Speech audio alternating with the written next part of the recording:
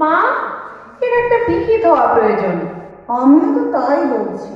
ঠিক কথা, একই সমস্যা নিয়ে রোজ ঘরে অশান্তি, আর ভালো লাগে না। সত্যি, এতে ঘরের শান্তি নষ্ট হয়। তুমি আবার কি বলছো বৌমা? এই অশান্তির মূল তো তুমি আর তোমার তিন শাশুড়ি। আমাকে অপবাদ দেওয়ার আগে নিজের দোষটা ভেবে দেখেছো?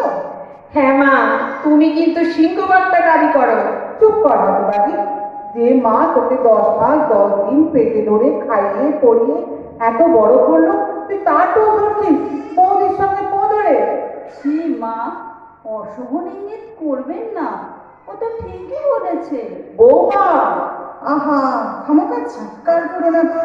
চিৎকার চেঁচামেচি করে এর সমাধান হবে না। গিন্নিমা, আমি একটা কথা বলবো। আপনাদের এই সমস্যার সমাধান হলো সবাইয়ের সমান সমান ভাব। মানে? মানে হলো প্রত্যেকে টিভি দেখবে, কিন্তু 5 মিনিট অন্তর অন্তর চ্যানেল বদলাবে। ঠিক বলেছিস লক্ষ্মী, তাহলে তো কোনো দ্বন্দ্বই নেই।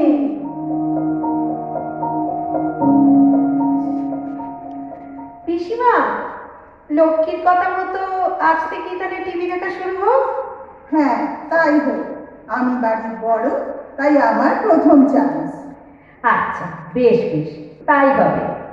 তাহলে আমি টিভি চালিয়ে দিলাম। নমস্কার, আমি সুতনুকা, আর আপনারা দেখছেন মুন টিভি। অবশেষে পুরনো দল ত্যাগ করে মিসেস পুষ্প দাস নতুন দলে যোগদান করলেন। নতুন দলে যোগদান করে তিনি বললেন, সব বৌমাদের বলছি, আজ আমি রান্না করব পঞ্চশাকের কালিয়া।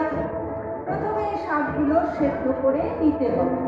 তারপর কড়াইয়ে তেল গরম করে খুন্তি দিয়ে আস্তে করে বলে ঠেকে দিলেন, গোল! খেলার ফলাফল দাঁড়ালো মোহনবাগান 1, ইস্টবেঙ্গল 1। আবার খেলা শুরু হয়ে গেছে। সেন্টার লাইন থেকে বল নিয়ে ইস্টবেঙ্গল আক্রমণে অজ্ঞান। তার বাঁ পাটি ভীষণ সচল। বল নিয়ে ঢুকে মোহনবাগানের পেনাল্টি বক্সে দর্শকদের চিৎকার। বাসুদেব, তোমাকে অভিসম্পাদ দিচ্ছি।